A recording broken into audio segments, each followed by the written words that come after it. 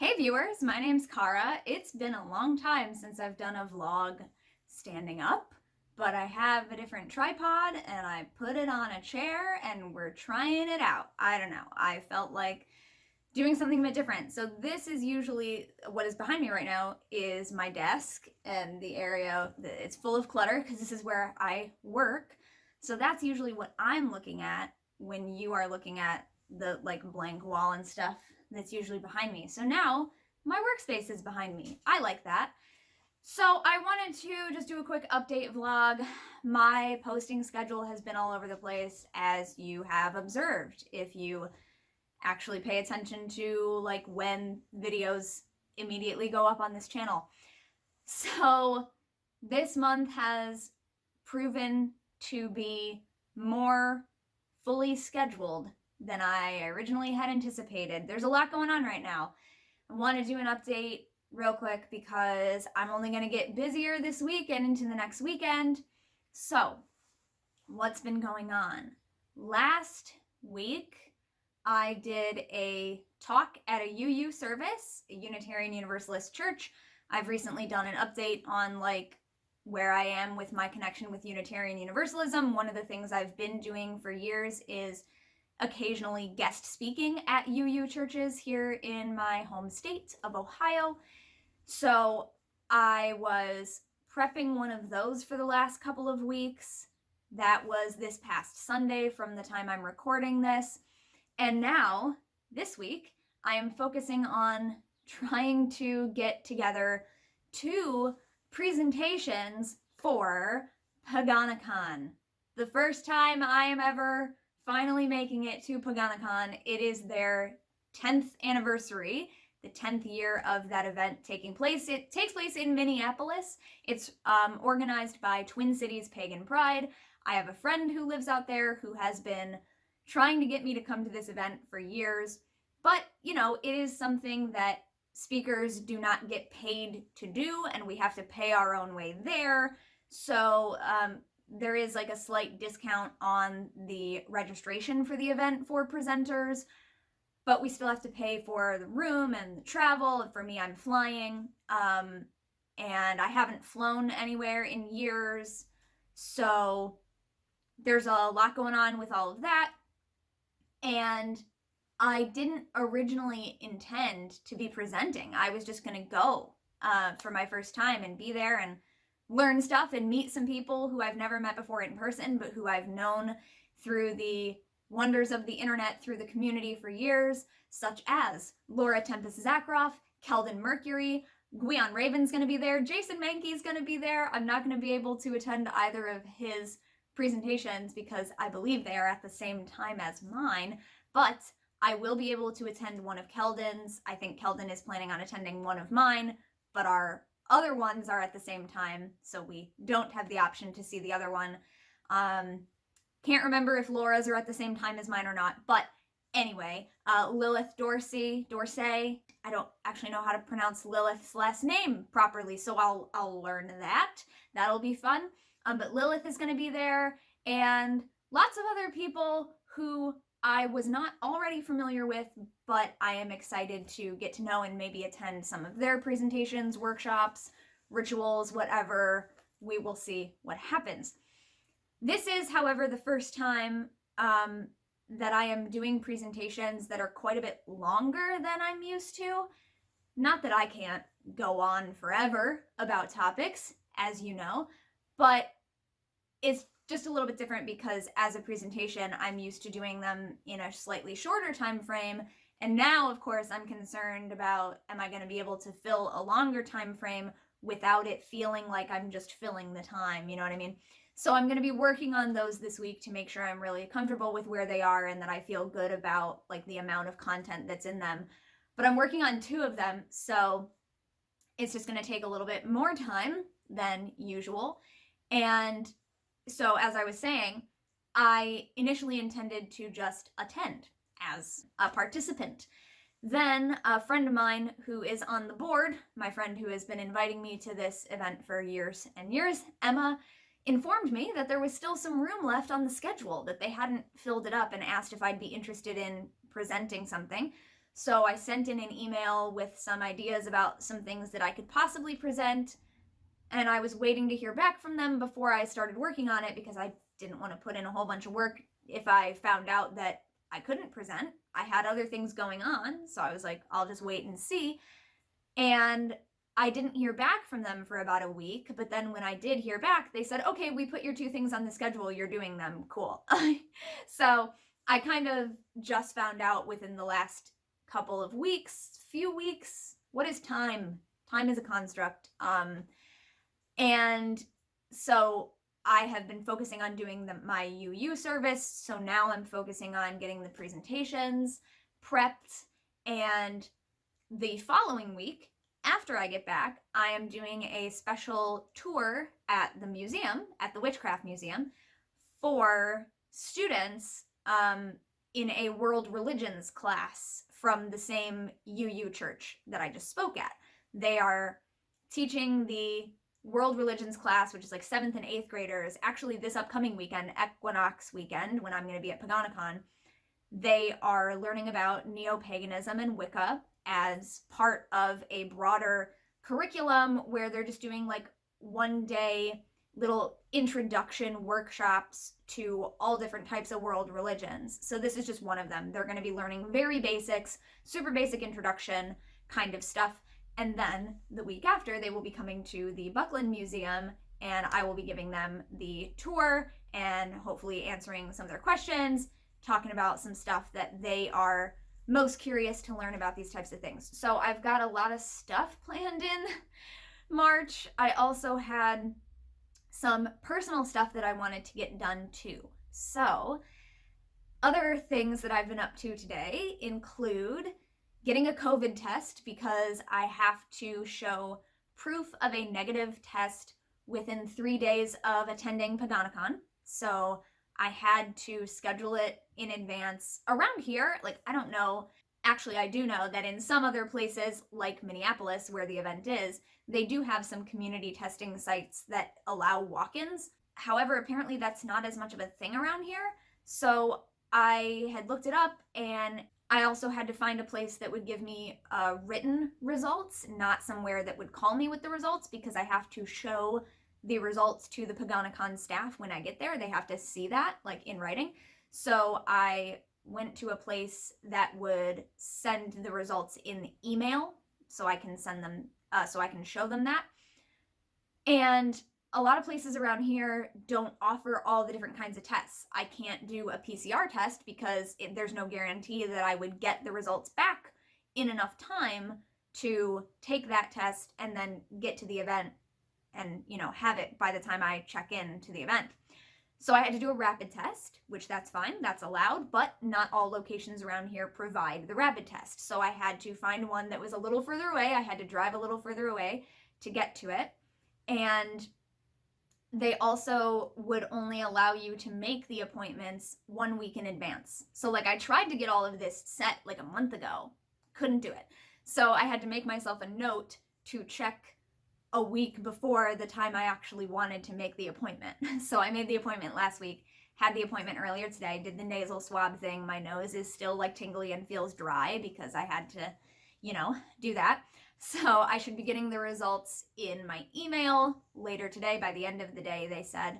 Just popping in to say, I have now checked my email. I got my test results and they are negative. I do not have coronavirus, so I am good to go to the event. So that was done. I also went today and got an eye exam for the first time in over a decade. Okay, so couple things. My personal situation has always so far been that I cannot afford insurance of any kind. So I am going to be looking into this year figuring something out for that. But I have to pay for things out of pocket or not do them, right? So one blessing that has come out of the pandemic is the stipends that we had been getting. So I was actually able to start trying to plan some of the things that are personal health care things that I haven't gotten to do at all as an adult. So for the last year, I've been working on getting a lot of my dental work done. I got signed up for Care Credit, which was really helpful. And we systematically, they created a care plan and a schedule, and I went in kind of every month for a while to get something else done. And so my teeth are doing a lot better than they used to. We're still working on them, but it's already showing a lot of progress. So that's awesome. And then the other thing is my eye exams. I have been, okay. Are you ready for this? Story time. These are the same lenses that I have been wearing since I first got glasses, which was in about junior high, 7th or 8th grade. I don't actually remember the exact year, and of course they don't keep the records for that long, but I remember I first got glasses in either I think 7th or 8th grade, maybe 9th grade, freshman year of high school, somewhere around there. Anyway, more than a decade ago, long time. Same lenses. Luckily, nothing's ever happened to them. I am very careful with my things. I'm very careful with my belongings, but stuff happens, and I've been really thinking about that and thinking I would like to own more than one pair of glasses. God forbid something happens to them. I need these to drive, so I would like to have multiple pairs so that I always have a backup. I also would just like the opportunity to switch up my look a little bit, and I also really miss having sunglasses. I have clip-ons, but they're really annoying, But anyway, same lenses. This is only the second set of frames that I have ever had. When I started making videos, I wore a very similar pair of glasses, plastic frames, and they were purple, but over the years they faded to a mauve and then kind of a light reddish purple, I don't know, kind of like this, very light, but they started out as a dark purple, semi-translucent frame, but I had them for years and years and years. So years ago, I was still living at my old apartment. Probably I have a picture posted. I think I posted about it on Instagram when they broke, so I probably have that date available, but I haven't looked it up. But it was somewhere around 2016, 2017. I remember that. So that's when my old frames broke, and it was a day that I had to go work at the theater that evening, so I needed my glasses. So I just went to the nearest Walmart Vision Center and said, hey, can you just put these lenses into an identically shaped pair of frames, and I'll buy the frames. So these are just $9 frames, basic black, and I never got around to going in and getting an eye exam or doing anything else with it. So I've been wearing these frames now since 2016 or 2017, whenever that happened, and the same lenses that I've always had. So finally got around to getting my eye exam because basically, I have to watch my finances and budget for things, and when I've got other expenses, this is the kind of thing that was not a huge priority for me. Within the last couple of years, at some point, I finally paid off my car. So I stopped having to make car payments, and I could start putting that toward my student loan payments and, other things like that. And things like working on my dental health and finally getting an eye exam. So I feel like a real adult now, you guys. I'm turning 32 this summer. So kind of officially now in that area of being able to say I've been practicing my conscious spiritual path of modern paganism and witchcraft for 2 decades, because I started around age 12 and now I'm about to turn 32. So it's nice and neatly right around that 2-decade mark. The vernal equinox, which is coming up this weekend, is the date that I consider my witchiversary, because it was the first Sabbath that I ever celebrated with other people, friends of my mom's, and things like that are just a very easy date to remember. I remember this Sabbath and this year. So it was the vernal equinox of 2003. I was 12. And so I had already been studying a little bit about all of this for a while. So that's why sometimes when I talk about my timeline of how long I've been practicing, it's I started learning about it around age 11 or 12, because I had already been studying a bit about it before we celebrated it together that year. And I remember I made crescent moon shaped cookies from one of the recipes from one of the first books that I had. I don't remember if it was from Scott Cunningham or Silver Ravenwolf, but I made some recipes from those authors, and I did a little research presentation about the history of the spring equinox in paganism and some of the typical things, and then we celebrated together. So this is my witchiversary as well. A lot is going on. A lot is going on this month, and I'm really happy about finally being able to make some progress as far as like grown-up self-care, stuff that unfortunately costs money. And I'm just really glad that right now I have the ability to get some of that stuff taken care of. I want to get things like getting my glasses purchased, taken care of now, because in the coming years, I am very likely going to be moving again and paying for my own place again. So I have to start thinking about what I'm going to be able to afford in the future. So I'm like trying to get some of this stuff done now, and I am going to wrap this up now that I've updated you on all that kind of stuff. I have a Zoom call later today, catching up with a couple of my reclaiming co-teachers who I just taught an Elements of Magic class with a little bit earlier this year, right at the beginning of the year, actually. Yeah, it was January and February. We taught Elements of Magic together, and we're just doing a little catch-up chat, and this chat was actually supposed to be last week, but ended up having to get rescheduled to this week, so it's one more thing on my schedule this week that wasn't originally going to be there, but I'm very much looking forward to it. It's going to be very recharging for me, talking to some of my lovely witches. I was doing a lot of Zoom calls over the last couple months too, like having meetings with different people in reclaiming and with the UU church, and working out a bunch of different types of things that I'm working on with other people. Of course, working at the museum, and also kind of facilitating my local community. This upcoming weekend will also be the first time my local community that I've been helping to grow and like create, it'll be the first time that they are getting together to do a ritual without me there. So I'm a little nervous about that, as any sort of like mama bird watching the baby birds leave the nest would be, but it's also really exciting for me because a few of them just finished taking the Elements of Magic class that I taught earlier this year. So I'm excited for them to have like a real concrete first time to use those skills and co-create a ritual together without me even being in the space, right? So like they don't even have the option of turning to me to ask for advice, and I won't be there like, can I make a suggestion?